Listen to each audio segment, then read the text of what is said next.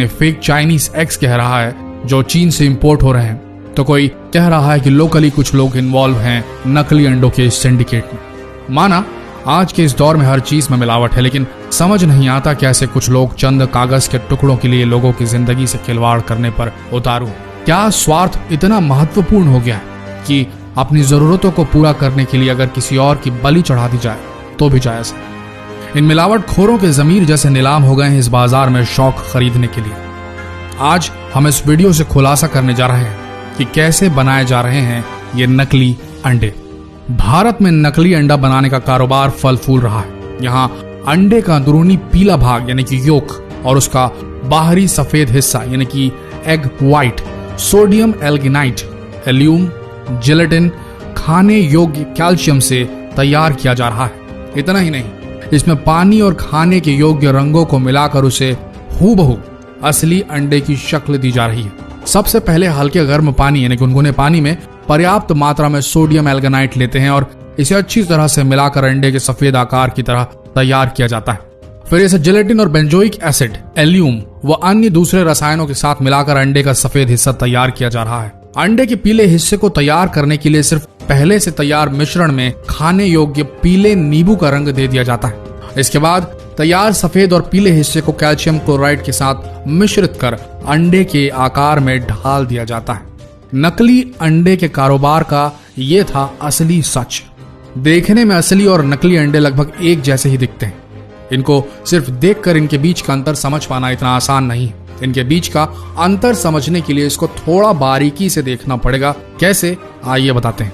इन 6 चीजों का ध्यान रखिए आप। अगर आपने इन 6 टिप्स को फॉलो किया तो आप पहचान लेंगे कि नकली अंडा कौन सा है और असली अंडा कौन सा है। ध्यान से सुनिएगा। नंबर 1, नकली अंडे की सबसे पहली पहचान होगी कि इसका छिलका थोड़ा सख्त होगा, हार्ड होगा। असली अंडे की तुलना में ये थोड़ा खुरदुरा भी होगा। इसके अलावा छिलके के अंदर रबर नुमा कोटिंग भी होगी। नकली अंडों की पहचान करने का एक आसान तरीका है उसकी चमक। अगर आपको अंडे के छिलके उजले और अधिक चमकदार नजर आए तो समझ लें कि अंडे नकली हो सकते हैं, क्योंकि असली अंडों पर ज्यादा चमक नहीं होती। नंबर 2, अंडे के छिलके को देखने के बाद आप अंडे को फोड़िए। इसको फोड़ने पर इसके अंदर का पीला योक और सफेद हिस्सा बाहर निकलेगा। यहाँ आपको एक और चीज देखने को मिलेगी, वो ये कि नकली अंडे को फोड़ते ही उसे प्लेट में निकाल कर देखने पर इसका योक कुछ ही सेकंड में पिघलकर सफेद हिस्से के साथ मिलना शुरू हो जाएगा।